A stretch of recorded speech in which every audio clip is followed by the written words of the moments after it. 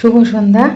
সন্ধ্যাবেলা আমি আর মানাই ঠিক করলাম যে দুজনে একটু বেরোবো, কারণ অনেক কিছু জিনিস কেনার আছে যেগুলো হয়ে উঠছে না। আর এমন একটা ওয়েদার না, যে রোজই বিকেলবেলা ঘুম থেকে ওঠার পরে মনে হয় থাক আজ, থাক কালকে যাব। তো এরকম করে তো রোজই দেরি হয়ে যাচ্ছে, তাই ভাবলাম আজকে চল ঘুরেই আসি। রাস্তায় বেরোলে ফ্রেশ এয়ারে বেশ মনটা চাঙ্গা হয়ে গেল, আর আমরা পৌঁছে গেছি আমাদের প্রাণের শহর চুঁচুড়া ঘড়ির মোড়ে। আর এখানে মোটামুটি সব রকম জিনিসই পাওয়া যায় কাছাকাছির মধ্যেই, যার জন্য এখানটাই আমরা বেছে নিই। আর আমরা সবই জিনিস টুকিটাকি যেগুলো ছিল সেগুলো মোটামুটি কিনে নিয়ে তারপরে এলাম এই অর্নামেন্টের দোকানে। আর এই জায়গাটা এমন একটা জায়গা, আমাদের মতো মধ্যবিত্ত মানুষের কাছে তো বুক ঢিপ ঢিপ করবেই, কিন্তু কিছু কিছু সময় ভয়কে জয় করতেই হয়, কারণ প্রয়োজনীয় জিনিসগুলো নিতে হতেই পারে আর কি।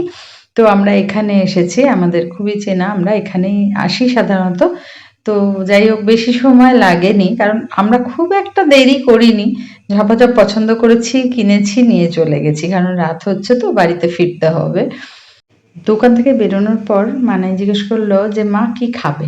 আমি বললাম দেখ আমার অ্যাসিডিটি হয়েছে, আমি কিছু খাবো না, চল তুই কিছু খাবি চল। ও বললো তুমি খাবে না যখন আমিও খাবো না। যাই হোক, দুজনে বার্গেনিং করতে করতে বাড়ি ফিরছিলাম।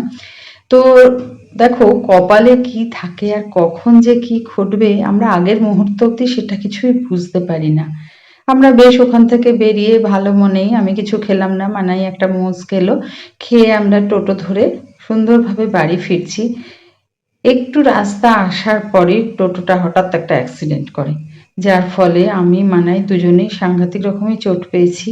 আর আমার তো কপাল টপাল একদম ফুলে গেছে, মাথার মাঝখানটা ভীষণভাবে আঘাত পেয়েছি, ফুলে গেছে।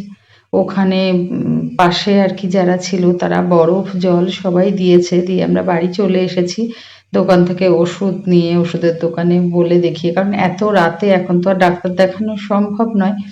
তো কপাল মাথা ভীষণই যন্ত্রণা করছে, মানায়েরও ঘাড়ে লেগেছে, মাথায় লেগেছে, ওরও যন্ত্রণা করছে, কিন্তু ও আমাকে নিয়েই বেশি ব্যস্ত হয়ে পড়ছে।